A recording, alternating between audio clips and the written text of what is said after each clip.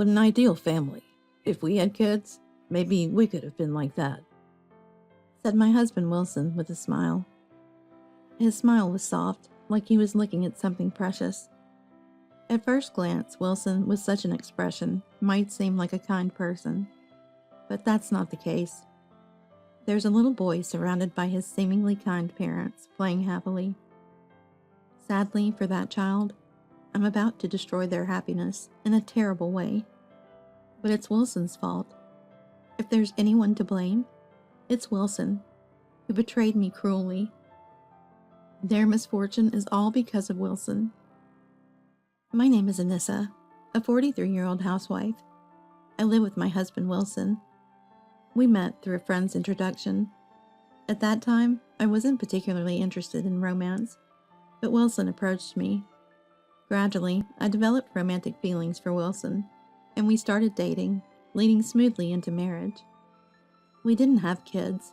It's not a fertility issue or anything. Wilson was always busy with work, often away from home since the beginning of our marriage. There were times he didn't come home for days due to business trips, so we couldn't find time for intimacy as a couple. Surely having children would have let us experience the joy of a growing family. But we were happy, just the two of us. Even without children, being with the person I love most was the greatest joy. I believed Wilson felt the same, yet I also harbored doubts whether it was really true. I didn't want to doubt Wilson, but he was incredibly busy. Another business trip? This is your third this month, and this time you'll be gone for a week? That day, Wilson came home from work and mentioned he had to go on a business trip. It turned out he had to travel far by plane and wouldn't be back for about a week. This was his third extended absence this month due to business trips. No matter how busy work is, there are limits. Lately, he's been working late every day, and as a couple, we barely even see each other. Wilson, it's just not normal to be this busy. Maybe there's something wrong with your company's work environment. You don't have to worry about our finances for a month or two, so why not consider a job change? At this rate, I'm afraid you might collapse. I said, worried about the frequent late nights and business trips that seemed excessive. It was clear that something was off about Wilson's company. I feared for his health and felt it was my duty as his wife to do something about it. No, I'm okay. Work is tough, but I find it fulfilling. I'm sorry for leaving you alone so often, but my job is important for our life together, Anissa. Wilson replied with a troubled smile. Work is essential for living, I know, but does he really need to work this hard? I started to doubt his words and the nature of his company. Was I wrong? Was his attitude typical? Did he really need to continue this job to support our household? No matter how much I tried to persuade him, he had no intention of changing jobs, so our situation remained the same, and the days went by. Our intimate moments were rare, maybe once a week if we were lucky. This has been our pace since we got married. Perhaps that's why we never had children. One day, Wilson managed to take a day off, so we went on a little trip to a shopping mall in the next town. Seeing families with children holding hands and playing made me sigh with longing. Wilson frowned at my sighs. Let's not sigh on our day off. How about we grab some lunch? He suggested. It was indeed lunchtime, so we decided on a nearby restaurant. It was crowded, filled with families. Children were excitedly choosing from the kids' menu, and one little one smiled happily while being fed a hamburger by their mother. Every scene of a happy family made me wonder why we didn't have children. Wilson seemed to have similar thoughts, watching the families and murmuring, Kids are so adorable. I wonder what our child would have been like. His words pierced my heart. Maybe I was being too pessimistic, but it felt like a jab at me for not being able to have children. I wanted kids too. I wanted to build a happy family with Wilson, but his overwhelming work schedule was to blame. If he had switched jobs earlier, made time for us, maybe we could have been like those happy families. Realizing my selfish thoughts, I sighed again. It wasn't Wilson's fault. He was just trying his best to make a happy life for us. And yet, what was I thinking? Perhaps due to my distaste for my own thoughts, the food served didn't taste good to me. I think Wilson noticed and seemed displeased. Despite being out with him after a long time, I couldn't find joy in it. From that time, our relationship started to deteriorate. Unconsciously distancing myself from Wilson due to my feelings about not having children, I felt he was avoiding me too. I knew something wasn't right, but I didn't know what to do, or why things had become this way. Unable to find answers on my own, I decided to confide in my friend Rylan, whom I've known since our student days. Rylan listened sincerely and empathized.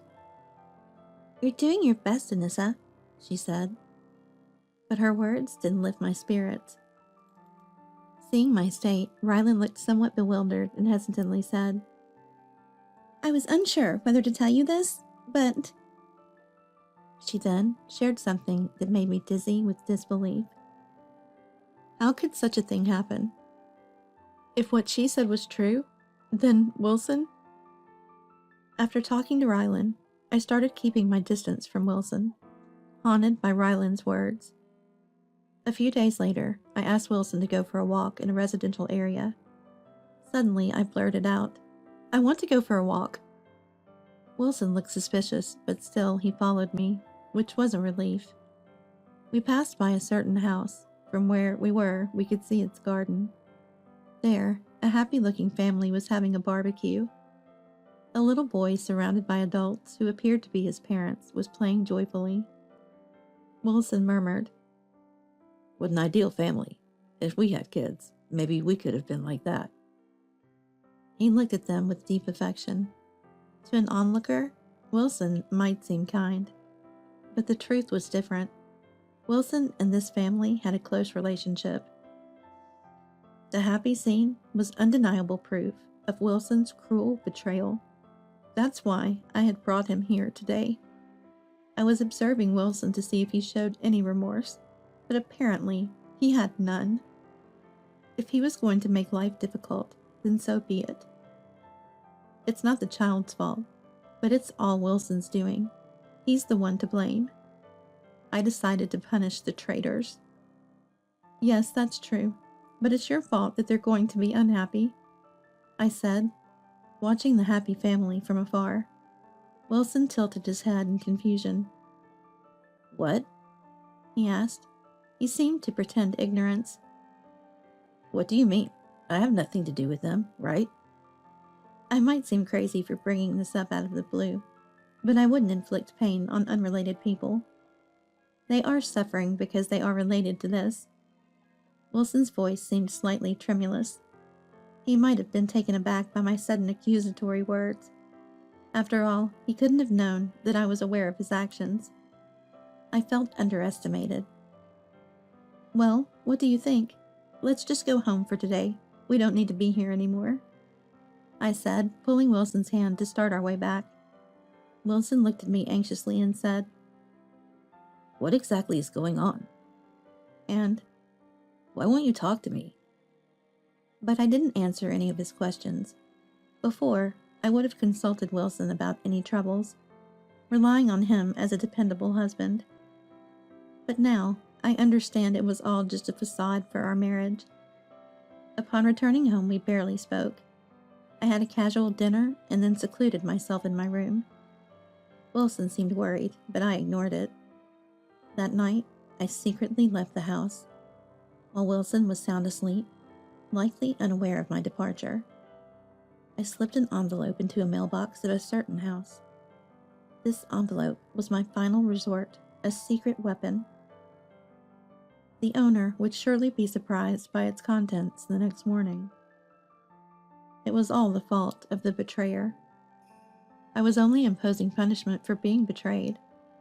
If the betrayal hadn't occurred, none of this would have happened. No happiness would have been destroyed. With each step, the realization of reaching a point of no return tightened around my heart. It's impossible to pretend like none of this ever happened. There's no going back now. The next morning, a Sunday, Wilson and I were having breakfast. He planned to leave for work, as usual. Then, the doorbell rang early in the morning. Ding dong! Who could it be at this hour? Wilson wondered, rising to check the door monitor. His shock was evident. Why? He said. There on the screen were Oswald and Patty, the couple from the house we visited yesterday. Oswald, red-faced, spoke through the intercom. Sorry for the early disturbance. There's something I need to talk about. May I come in? Oswald then pleaded. Meanwhile, a pale Patty was trying to stop him, pleading. Stop it, please. Let's go home. We shouldn't trouble these people. And she was making a commotion. It seemed Oswald had come of his own accord, and Patty was desperately trying to hold him back. Why are they here? What's going on? Wilson was clearly perturbed by their unexpected visit. Understanding the gravity of the situation, I nodded and opened the front door. You saw the envelope, didn't you? Please come in. Let's talk face to face.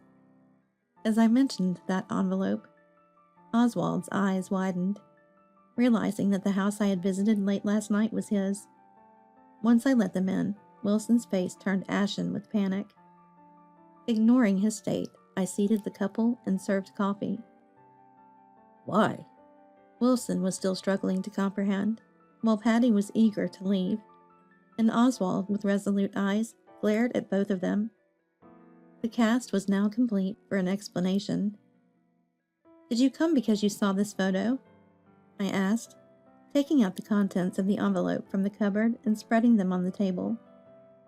The contents of the envelope were the same as those I had put in the couple's mailbox the previous night. They were several photos. In each photo, Wilson and Patty were affectionately walking through the night streets together. They were having an affair. I came to know this after my talk with Rylan.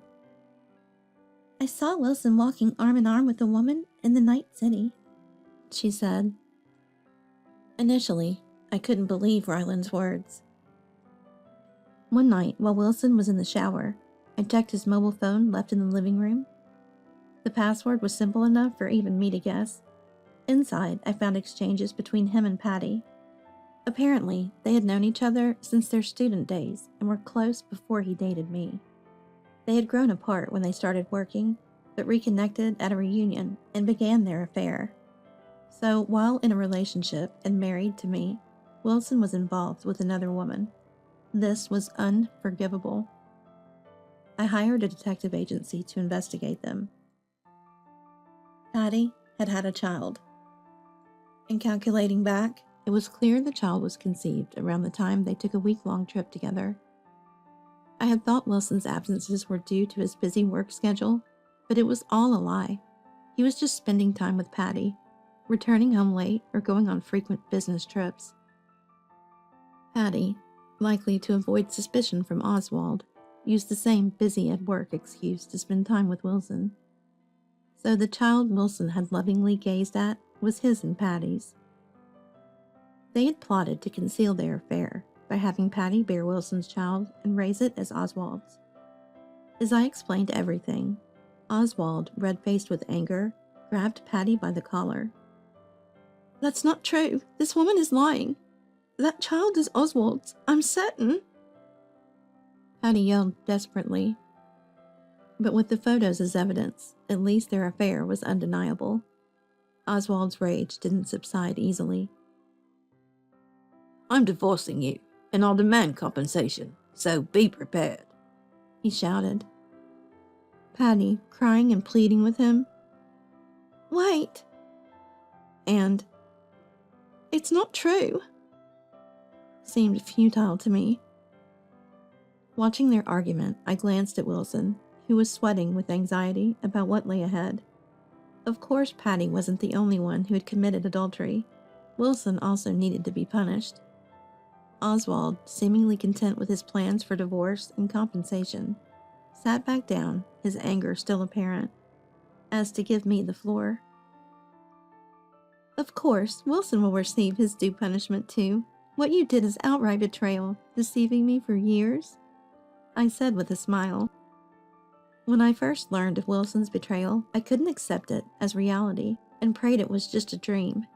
But now, all I could think of was making Wilson suffer. At my words, Wilson's face turned pale and he fell to his knees. Please forgive me. I won't deny I was involved with Patty, but my true love is you. Even when a child came into the picture, I never thought of divorcing you. I wanted to stay married. Being with you was all that mattered, even without children. Suddenly, Wilson started making self-serving statements. Patty's face turned red with fury. What is that supposed to mean? She lunged at Wilson in anger.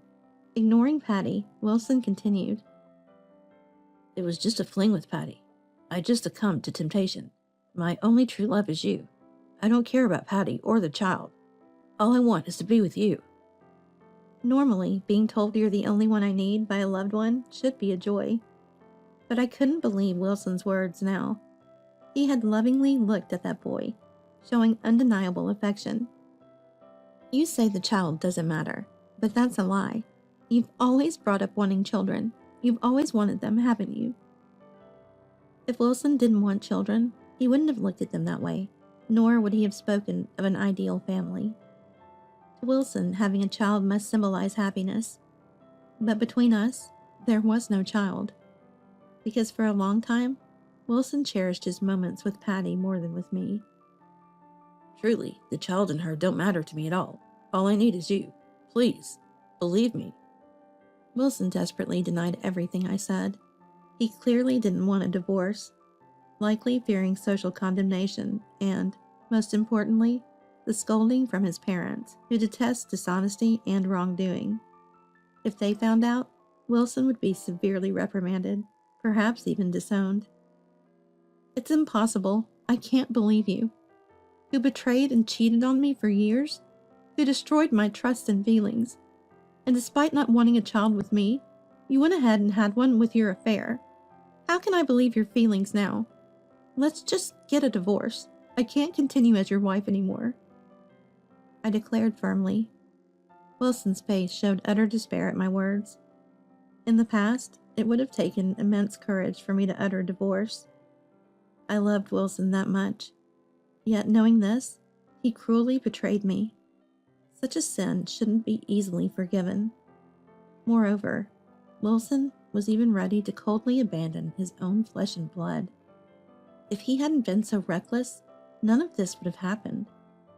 Abandoning a child just to save himself was unthinkable. Wilson needed to take responsibility as an adult. Therefore, I couldn't forgive him. He deserved to be punished to face his sins and ensure he never repeats such actions. Patty, red-faced with anger, was crying incessantly. Shrugging off her arm, Wilson turned to me, apologizing deeply, clinging at my feet, trying to hold on to me. Watching this, I sighed heavily, causing Wilson to shudder. But even then, I couldn't bring myself to forgive him.